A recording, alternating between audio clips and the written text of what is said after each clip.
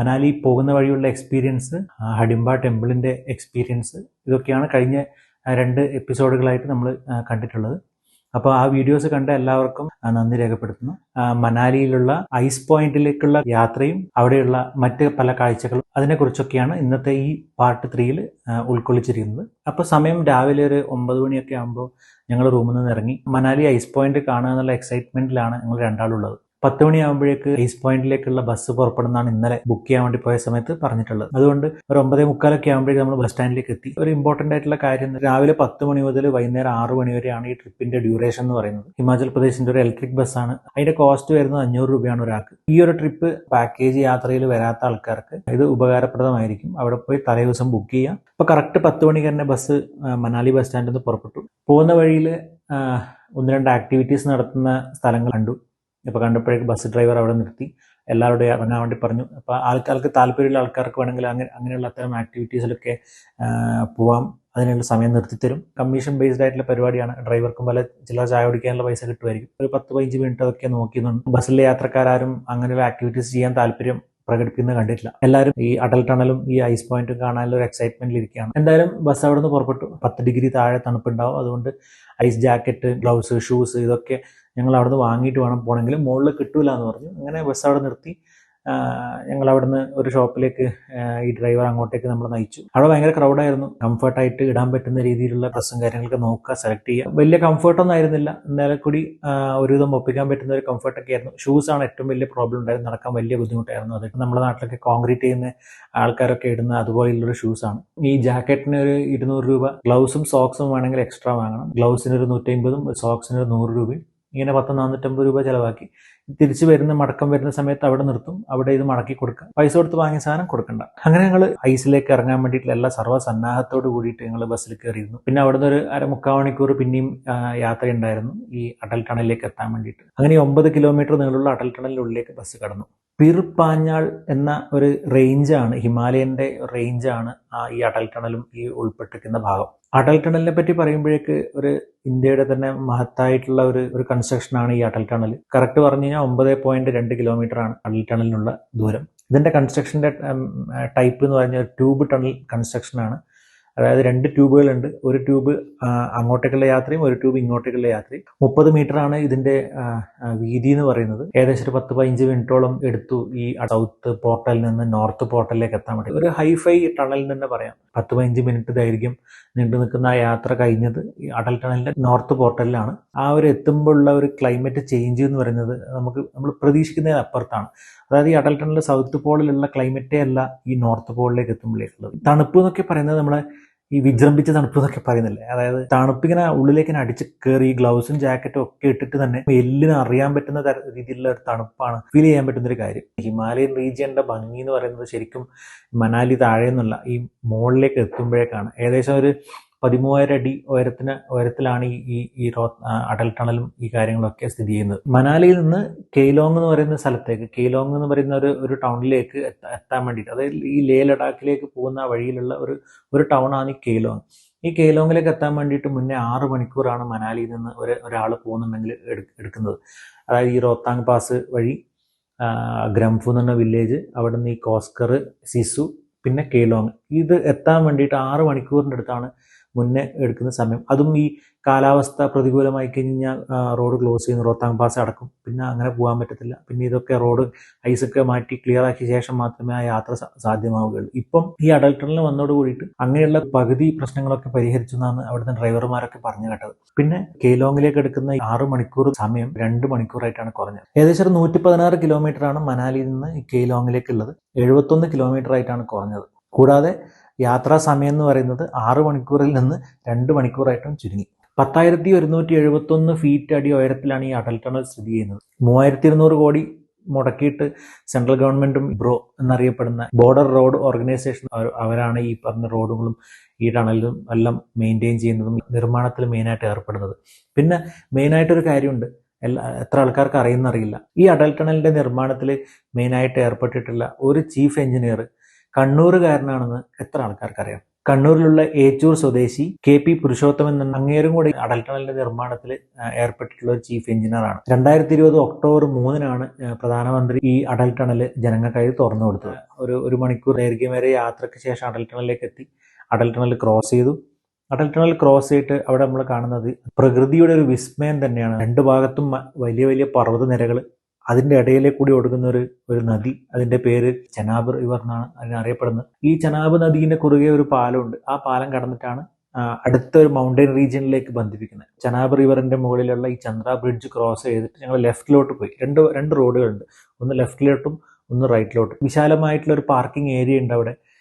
ഇഷ്ടംപോലെ വാഹനങ്ങൾ നിർത്തിയേക്കും. ഞങ്ങളും ഇറങ്ങണം എന്ന് പറഞ്ഞു ഡ്രൈവർ പറഞ്ഞു അവിടെ ഒരു സിസു എന്നുള്ള ഗ്രാമമുണ്ട്, അവിടെ ഗ്രാമത്തിൽ പോയിട്ട് കുറച്ച് ഫോട്ടോസും കുറച്ച് ടൈം സ്പെൻഡ് ചെയ്തിട്ട് തിരിച്ച് ഇങ്ങോട്ടേക്ക് വരാം എന്ന് പറഞ്ഞു. ബസ് ഈ സിസു എന്നുള്ള ഗ്രാമത്തിലേക്ക് പോയി. അടൽ ടണലിലെ നോർത്ത് പോർട്ടലിന് ഏകദേശം 14 കിലോമീറ്റർ ദൂരത്തേക്ക് സിസു അരമണിക്കൂർ സമയം സ്പെൻഡ് ചെയ്തു. അപ്പൊ അങ്ങനെ ഈ ലേ ലഡാക്കിലൊക്കെ ബൈക്ക് യാത്രക്കൊക്കെ പോകുന്ന ആൾക്കാർ മെയിനായിട്ട് തമ്പടിക്കുന്ന സ്ഥലം കൂടിയാണ് ഈ സിസു. അപ്പൊ അങ്ങനെ ഞങ്ങൾ കുറച്ച് സമയം അവിടെ നിന്നു. അവിടെ ആ മനോഹരമായിട്ടുള്ള സ്ഥലങ്ങളിൽ നിന്ന് കുറെ ഫോട്ടോസൊക്കെ എടുത്തു. തിരിച്ച് ബസ്സിൽ കയറി നേരെ പോയത് കോസ്കർ എന്ന് പറയുന്ന അടുത്തൊരു വില്ലേജിലേക്കാണ്. ഈ കോസ്കറിലേക്കും ഈ സിസു നിന്ന് കോസ്കറിലേക്ക് പോകുന്ന ഒരു ഭാഗത്ത് ഈ വിശാലമായിട്ടുള്ള ഈ ചെനാബ് റിവർ ഒഴുകിക്കൊണ്ടിരിക്കുന്നുണ്ട്. ഉള്ള സ്ഥലങ്ങൾ പരമാവധി ഉപയോഗിച്ചുകൊണ്ട് ആൾക്കാർ കൃഷി നടത്തുന്ന ഒരു കാഴ്ചയും കൂടെ കണ്ടു. പലതരത്തിലുള്ള കൃഷികൾ, cabbage, cauliflower, green peas, broccoli, ഉരുളക്കിഴങ്ങുകളുണ്ട്. ഇങ്ങനെയുള്ള പലതരത്തിലുള്ള കൃഷികൾ അവിടെ രണ്ട് ഭാഗത്തും ചെയ്തുകൊണ്ടിരിക്കുന്നുണ്ട്. 13,000 അടി ഉയരത്തിലും ആൾക്കാർ കൃഷി ചെയ്യുന്നുണ്ട് എന്നുള്ളത് ഒരു പുതിയ അറിവ് തന്നെയാണ്. വേറെ വ്യത്യസ്തമായിട്ടുള്ള കാഴ്ച കണ്ട് നിങ്ങൾ ഇഗ്ലു എന്ന് പറയുന്ന ആ ഒരു ഐസിൽ ഉണ്ടാക്കുന്ന വീട് നേരിട്ട് കണ്ടത്. സാധാരണ ഞങ്ങൾ വിചാരിച്ചത് ഈ ഐസ് കൊണ്ട് തന്നെ ആ ഇഗ്ലു ഷേപ്പിൽ ഉണ്ടാക്കുന്നതാണ്. പക്ഷെ അവിടെ കണ്ടൊരു കാര്യം, കോൺക്രീറ്റ് കൊണ്ട് ഇഗ്ലുവിന്റെ ഷേപ്പിൽ അമേന്റെ തോട് പോലെയുള്ള ആ ഒരു രൂപത്തിൽ കോൺക്രീറ്റ് കൊണ്ട് ഉണ്ടാക്കിയിട്ടുള്ള ഒരു ചെറിയൊരു വീട്.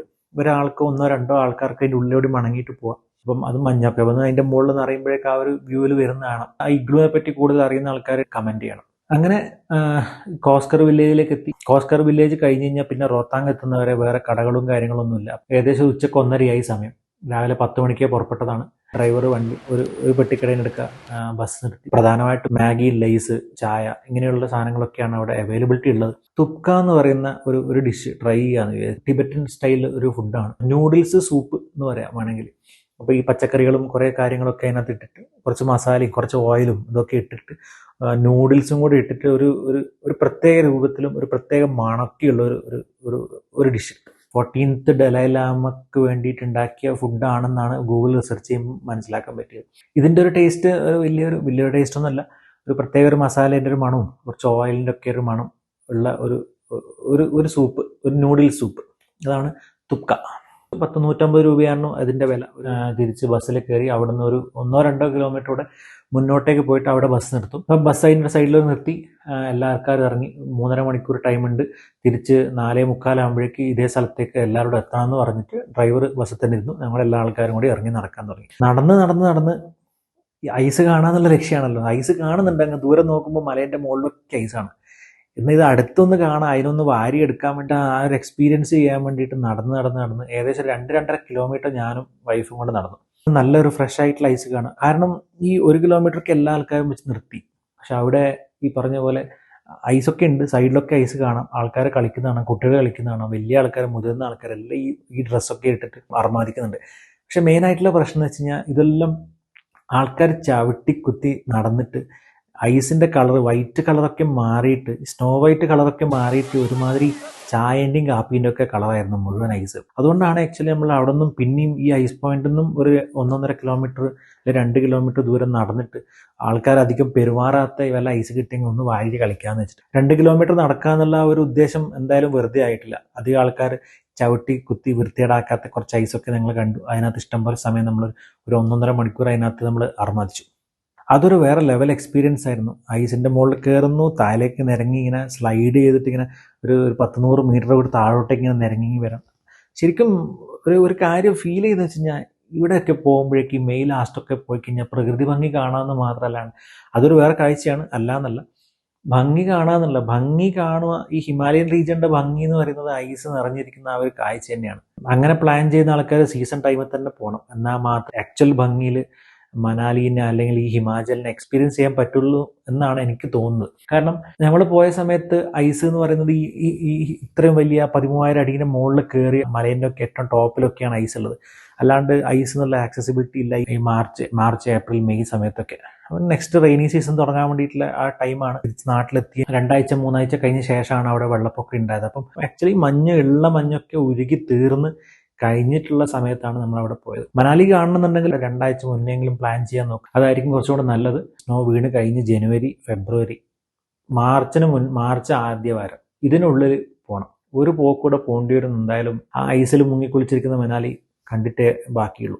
അങ്ങനെ ഒരു 3-3.5 മണിക്കൂർ ഞങ്ങൾ ഈ ഐസിൽ കളിച്ചു. ഒരുവിധം ഫ്രഷ് ആയിട്ടുള്ള ഐസ് വാരിയെടുത്തു, എറിഞ്ഞു കളിച്ചു. പലതരത്തിലുള്ള ആക്ടിവിറ്റീസിൽ ഞങ്ങൾ അവിടെ എല്ലാ ആൾക്കാരും പ്രായഭേദമന്യേ ആൾക്കാർ അതിൽ വീണ് നിരങ്ങുവാണ്. കുറേ ഫോട്ടോസും കാര്യങ്ങളൊക്കെ എടുത്തു. തിരിച്ച് ഞങ്ങൾ ഒരു 4:45 ആകുമ്പോഴേക്ക് ഈ പറഞ്ഞ 2 കിലോമീറ്ററും കൂടെ താണ്ടിയിട്ട് ബസ്സിൻ്റെ അടുത്തേക്ക് എത്തി. തിരിച്ച് ബസ്സിൽ കയറി ഓസ്കർ എന്ന് തിരിച്ച് മനാലിയിലോട്ട് ബസ് പുറപ്പെട്ടു. അടൽ ടണൽ നോർത്ത് പോർട്ടലിൻ്റെ മുന്നിലുള്ള ആ ഒരു വിശാലമായ പാർക്കിംഗ് സ്പേസിൽ ബസ് നിർത്തി. അവിടെ എല്ലാവരും ഇറങ്ങി. ചന്ദ്ര ബ്രിഡ്ജിൻ്റെ മുകളിൽ കൂടി നടക്കാനും അവിടെ ഫോട്ടോസ് എടുക്കാനും ഈ നോർത്ത് പോർട്ടലിൽ പോയിട്ട് ഫോട്ടോസ് എടുക്കേണ്ട ആൾക്കാർക്ക് എടുക്കാനും അവിടെ ഏകദേശം ഒരു അരമണിക്കൂർ സമയം ഈ ഡ്രൈവർ ഞങ്ങൾക്ക് തന്നു. ഈ ബസ്സിലുള്ള ആൾക്കാരൊക്കെ ഒരുവിധം ഒരു ഫാമിലി മെമ്പർ എന്നുള്ള രീതിയിൽ എല്ലാ ആൾക്കാരും അങ്ങോട്ടും ഇങ്ങോട്ടും പരിചയപ്പെട്ടു. പല നാട്ടുകളിൽ നിന്ന് വരുന്ന ആൾക്കാർ, ഡൽഹിയിൽ നിന്നുള്ള ആൾക്കാരുണ്ട്, കേരളത്തിൽ നിന്ന് നമ്മളുണ്ട്, ഗുജറാത്തിൽ നിന്ന് ആൾക്കാരുണ്ട്, ആസാമിൽ നിന്ന് ആൾക്കാരുണ്ട്, മേഘാലയയിൽ നിന്ന് ആൾക്കാരുണ്ട്, ഒറീസയിൽ നിന്ന് ആൾക്കാരുണ്ട്, തമിഴ്നാട്ടിൽ നിന്ന് ആൾക്കാരുണ്ട്. പല സ്ഥലത്തു നിന്നും ആൾക്കാർ ഒരു ഫാമിലിയെ പോലെ 10 മണിയിൽ കയറുമ്പോഴേക്ക് എല്ലാവരും സ്ട്രേഞ്ചേഴ്സ് ആയിരുന്നെങ്കിലും എല്ലാവർക്കാരും വർത്താനം പറഞ്ഞ് തിരിച്ച് ആ മനാലിയിലത്തെ ഐസ് പോയിന്റിന്റെ എക്സ്പീരിയൻസും കാര്യങ്ങളൊക്കെ ഷെയർ ചെയ്തുകൊണ്ട് എല്ലാവരും നല്ലൊരു ഫ്രണ്ട്ലി ആയിട്ടായിരുന്നു ബസ് തിരിച്ച് മനാലി ടൗണിലേക്ക് എത്തിയത്. അങ്ങനെ ഈ ഒരു ദിവസം മുഴുവൻ നീണ്ടു നിൽക്കുന്ന ഈ ഒരു മനോഹരമായിട്ടുള്ള യാത്ര നമുക്ക് ജീവിതത്തിൽ മറക്കാനാവാത്തൊരു അനുഭവമാണ് തന്നത്.